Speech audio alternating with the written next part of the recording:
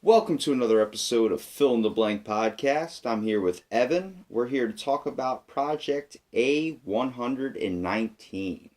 What does that mean in your mind? Well, I already know what it is. You already know what it is? Yeah. Well, what it is brings to mind moon landings and nuclear bombs. Neil Armstrong doing the Russians. moonwalk. See, when I think of the moon, I like to think of the moonwalk, Michael Jackson's Thriller. How he faked it. No. But Project A119, also known as a study of lunar research flights, was a top-secret plan developed in 1958 by the United States Air Force. The aim of the project was to detonate a nuclear bomb on the moon, which would help in answering some of the mysteries in planetary astronomy and astrogeology. So right there, we're building a base on the moon. Well, actually, no, we're developing a bomb on the moon. We're not building a base. So how do you feel about them testing a bomb on the moon? Well, see, it goes into it farther because it wouldn't be as, astonishing as landing a man on the moon, but it's a show of force. Well, before I found this article, I found another article about us with preparations of building a base on the moon. And Russia had the same plan, too. This was all around the time of the space race when we're getting into the idea of space. Dude, the space race is fucking insane. There's a lot of secret stuff in the space race, a lot of conspiracies and things like that just doesn't really seem right. The whole idea that we're trying to get to the, literally get in a race, win the race to the moon first, It's inspiring. America having a... it was scary. It must have been terrifying living in that time, because at the same time you were having a race with the Russians, you were also having an space race, arms race, which one can blow each other up all at once before don't you think they that's fire back. That's a whole idea of we're puffing our chest out because we're gonna get there first. Oh, you guys are going to there? Well, we're gonna get there first. It's like being it's a mixture of friendly rivalry and actual rivalry. Actual deadly. We hate the commies. We're pissed. Actually, communism sucks. Friendly rivalry. We were at war. How would you... That was a bad choice of words. A friendly rivalry, you push each other to greater heights. Which is what was happening. Any rivalry, if it's a true rivalry... Saying, but that's some Michael Jordan thinking, man. One end of the line... it's always pushing each other to get better. You're not rivals if you're not doing that, But, yeah, maybe friendly rivalry wasn't the... word for the if this explosive device detonated on the surface, not in a lunar crater, the flash of explosive light would have been faintly visible to people on Earth with their naked eye. A show of force resulting in a possible boosting of domestic morale and the capabilities of the United States, and also a boost that was needed after the Soviet Union took an early lead in the space race, and was also working on a similar project. So, obviously, if you're trying to think of building a base on the moon, and you have this brand new nuke that you're trying to find a place to test it on Earth, your first kind of thought would be let's test it on something out in space where we don't know where any life is out there. Two bad things of that. One, you're messing up research of anything that goes on to that, and testing the gravitational or anything like that of the moon, see if it is habitable. If you kind of throw radiation up there, you're kind of ruining it. And then, what happens if there's life up there? Yeah, that's the case with any nuclear testing, any weapon testing like that. You're pretty sure you're not going to kill anything. The aliens in the sky, man. You're about to start World War, end of the world, basically. But it's weird because you can't, when it comes to the moon, if you're going to launch a nuke at the moon, you have to be in, you have to get everyone's opinion on that. You have to go and ask every single country, hey, do you mind if we just do this? And we'll give you our research from as far as we've gotten from it. It has to be a group world effort if it's going to even lead to something as crazy as that.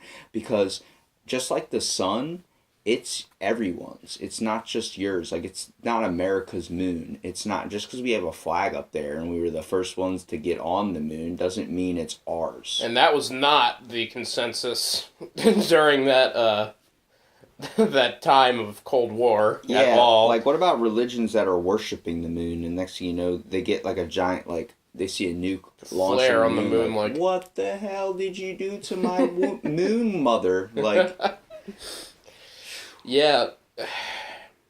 well, the project was never carried out, being canceled primarily out of fear of a negative public reaction, with the potential militarization of space that it would also have signified, and because a moon landing would undoubtedly be more of a popular achievement in the eyes of the American and international public alike.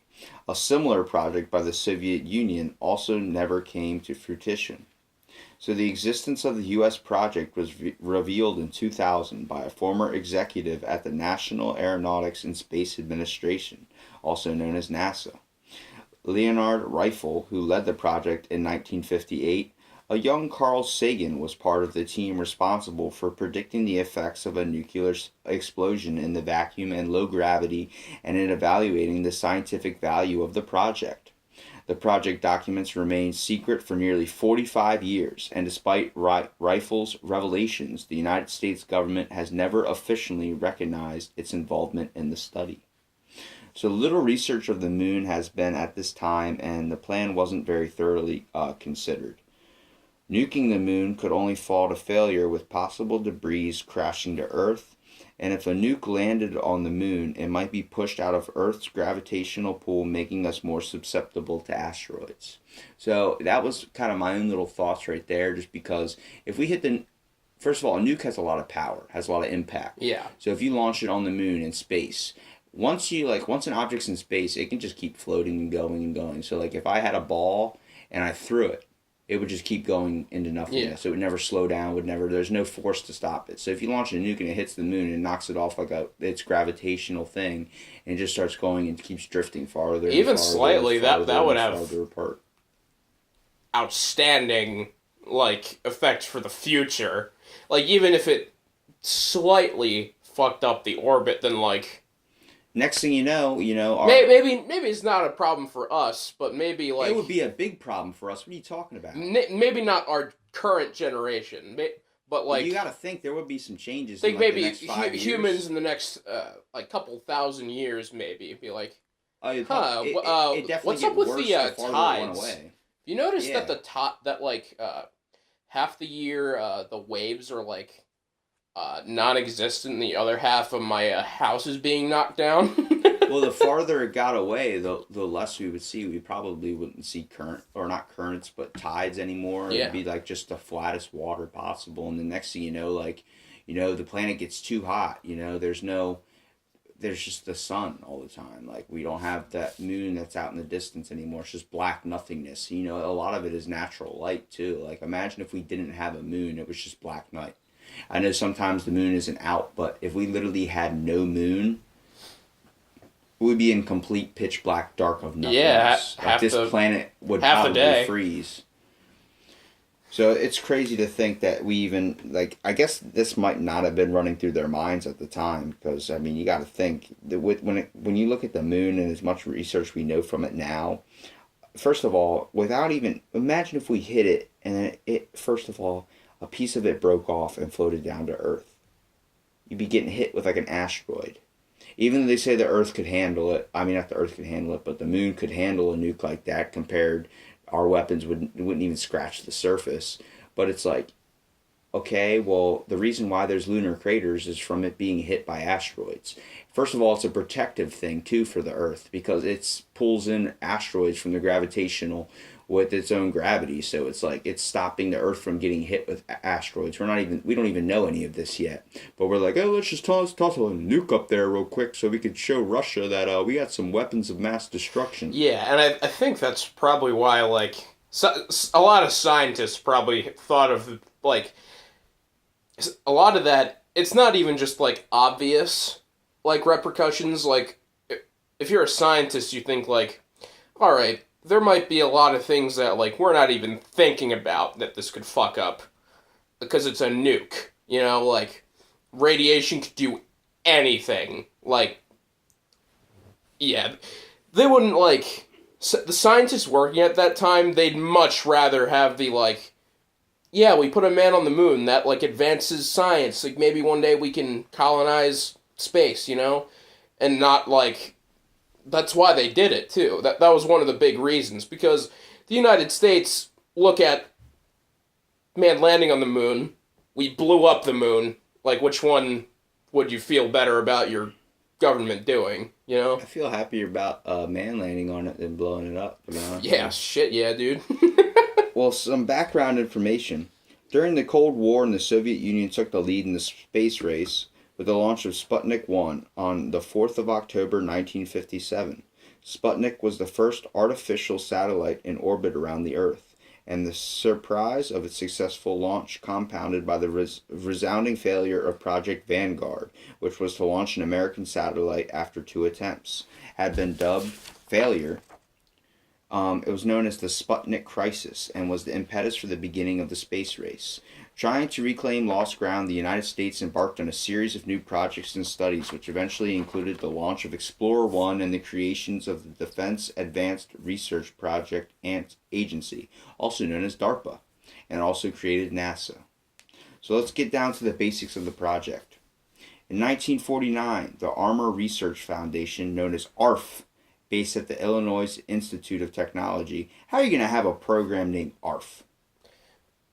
Very comically. It's like a dog barks. That's what we're going to call our program. What? ARF. What? What? You want to launch a nuke on the moon, and you're going to call the project of the place that is developing this ARF. Yeah. All right. Well, based at the Illinois Institute of Technology, began studying the effects of nuclear explosions on the environment. These studies continued until 1962. In May 1958, ARF began covertly researching the potential consequences of a nuclear explosion on the moon. The main objective of the program, which ran under the auspiciousness of the United States Air Force, had initially proposed it was to cause a nuclear explosion that would be visible from Earth. It was hoped that such a display would boost the morale of the American people. At the time of the project's conception, newspapers were reporting a rumor that the Soviet Union was planning to detonate a hydrogen bomb on the moon.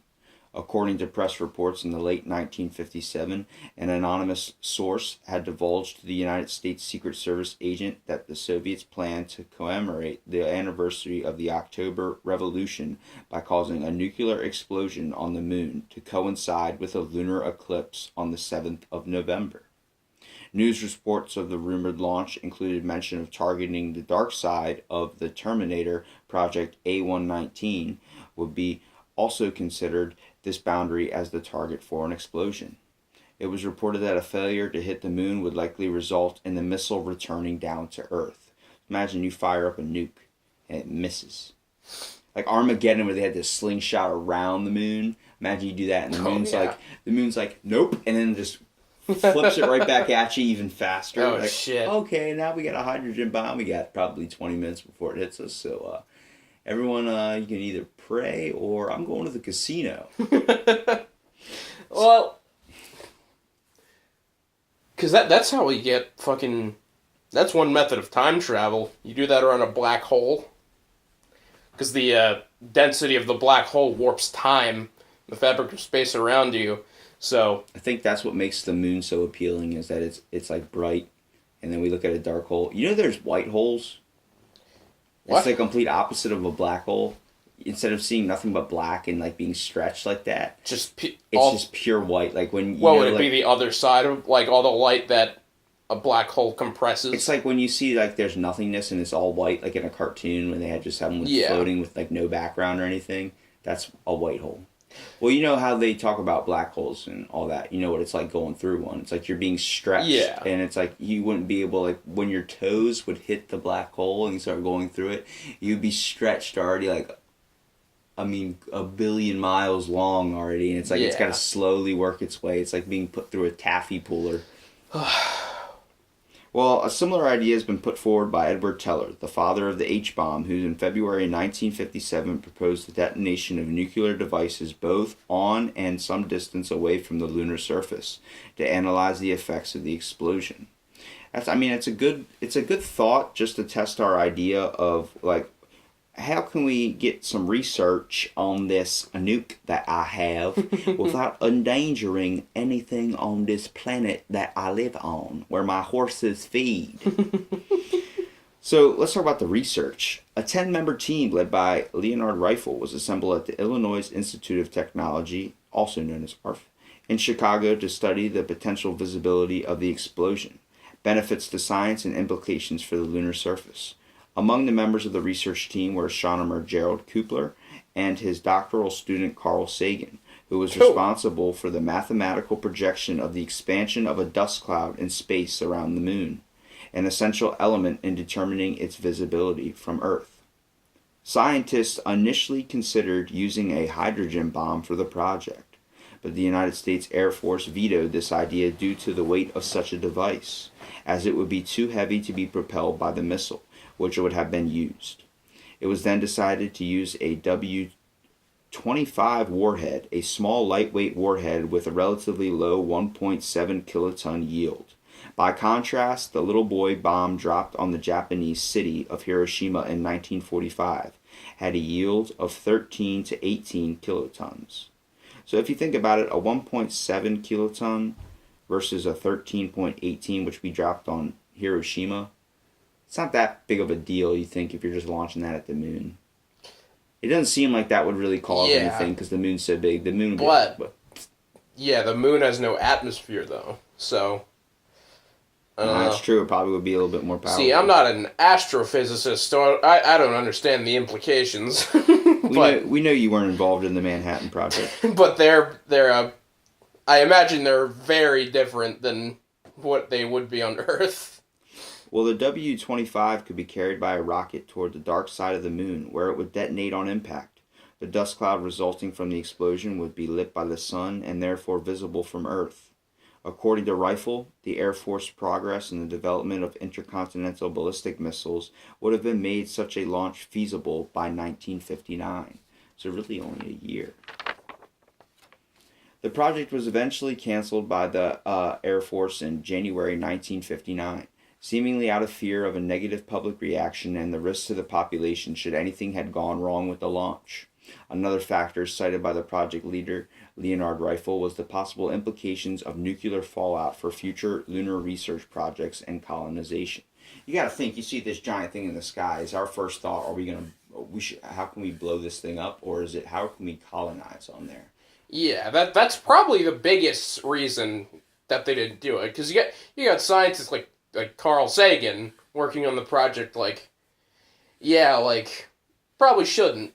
These people, really tend to lean towards future-proofing the human race rather than We'll use this example for a thing.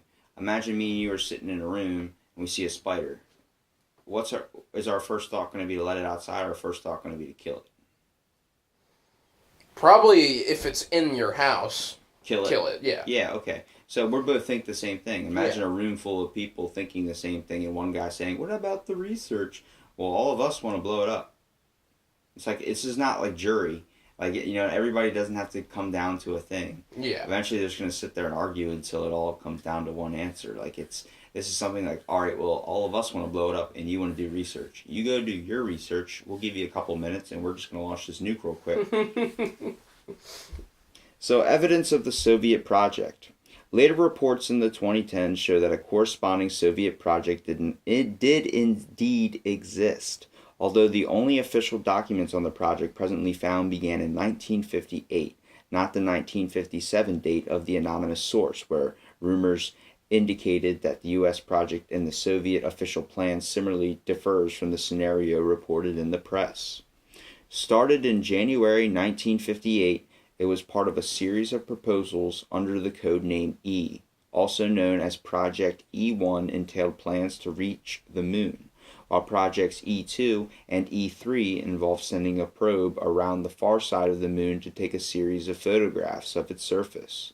The final stage of the project, E4, was to be a nuclear strike on the moon as a display of force. As with the American plan, the E series of projects was canceled while still in its planning stages due to concerns regarding the safety and reliability of the launch vehicle.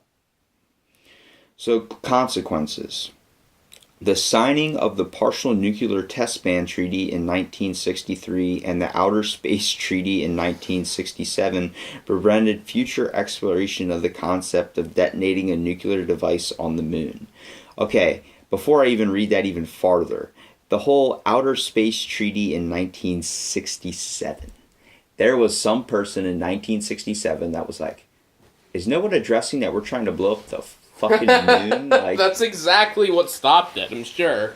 There's one guy like, some people okay, being like, what? one guy was like, all right, this is ridiculous. Someone either, put the cocaine trays away real quick. Let's talk about this. We got to make a pact here that not just America, but everybody is not going to try and blow up the moon. Okay? All right, we all signing this? All right, cool. All right, so we got everybody's signature: Russia, China, Korea, America. All right, good job. Australia, Canada's in there. All right, sweet. We got everybody. Cool. Iran, you trying to sign this? Yeah, over here. What do you mean? What? You got something to do. No, you're going to sign this paper. And then with Russia, maybe Russia's like, we're not going to blow up the moon, but we're going to blow up Saturn. It's like, what the no, stop. What are we doing in space? We don't need to blow things up. Let's stay here. Let's try and think about being livable somewhere else. This Earth's not going to be livable forever. Saturn, shit. I'm so bad with all geography, including space geography. I don't know if Saturn's... That's astrogeology, and Saturn's the one with the ring, bro. Yeah, is Saturn a gas giant? Or is it one of the, No, it's not a gas giant. Shit. Fuck. Well, don't worry. Let's not talk about things you don't know. Let's talk about your thoughts on Project A119.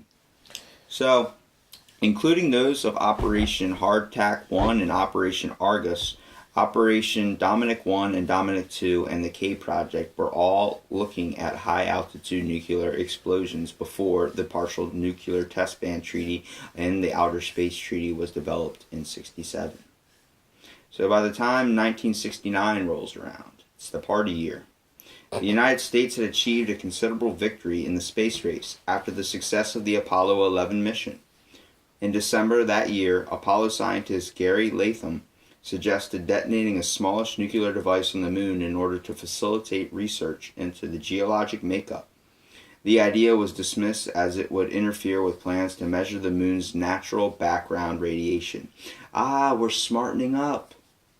We're realizing if we launch a nuke onto the moon, it's going to mess up its natural flow. Much like if you, I guess you try and create a crater in the ocean or something. If you do anything that's going to mess with the whatever nature's original plan was, you're kind of changing the plan yourself, creating your own little mix. That's going to hinder results of the origin of it. So the existence of Project A119 remained largely secret until the mid-1990s, when writer Kieh Davidson discovered the story while researching the life of Carl Sagan for a biography. Sagan's involvement with the project was apparent from his application for an academic scholarship at the University of California, Berkeley Millers Institute, in 1959.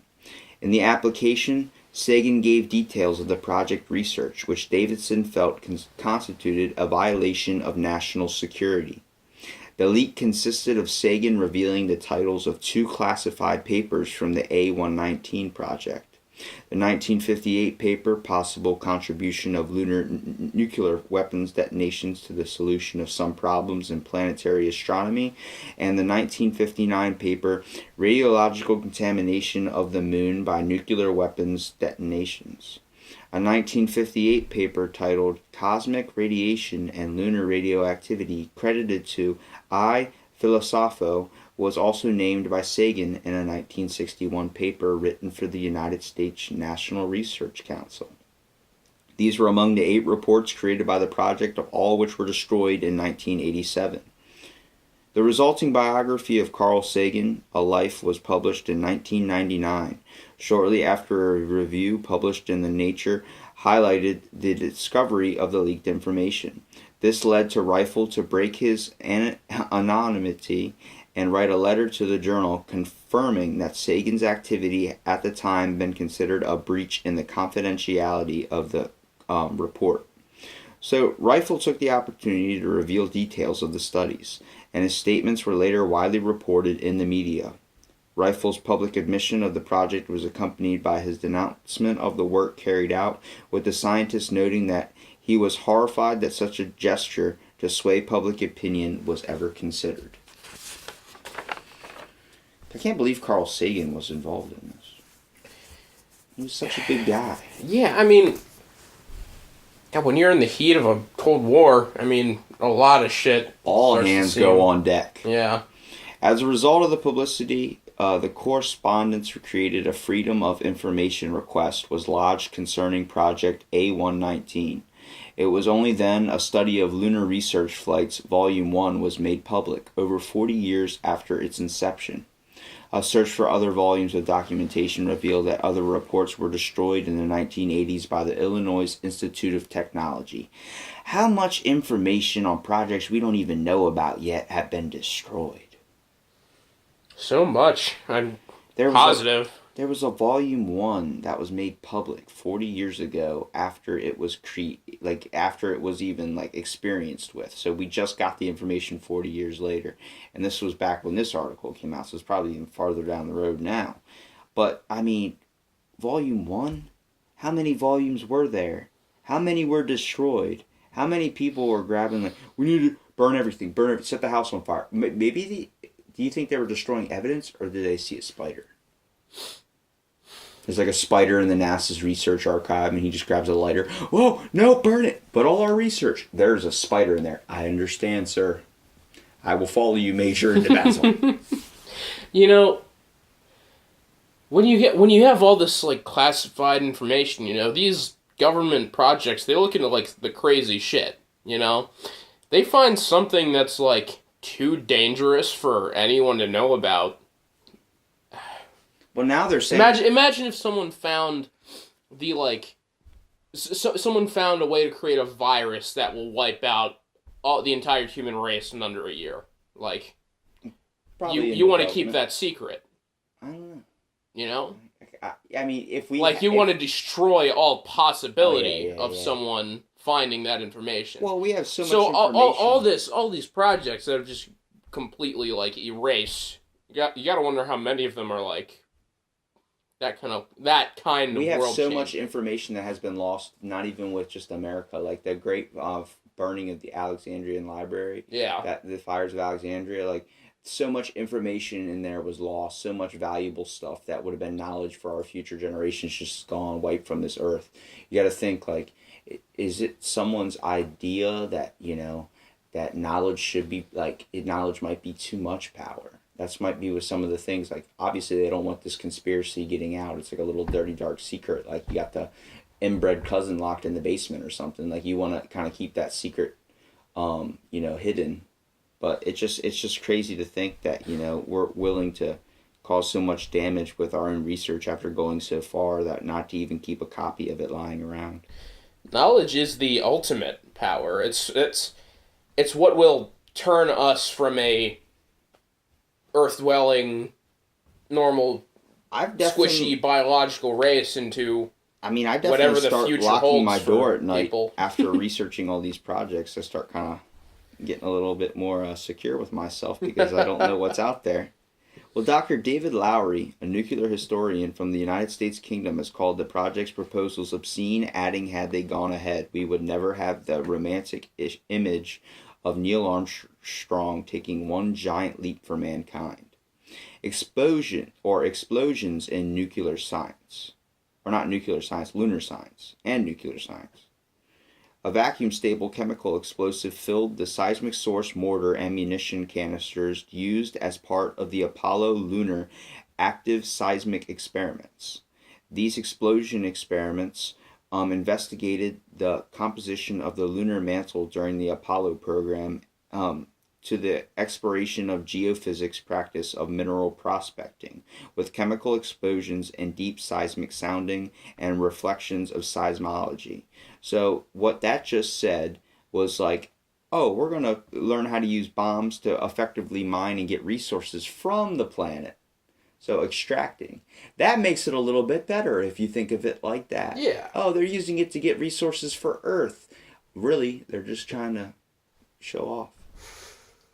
So the scientific objectives of Project A119 would have been the detonating of a smallish nuclear device, 1.7 kilotons of TNT, on the moon in order to facilitate research into its geological makeup.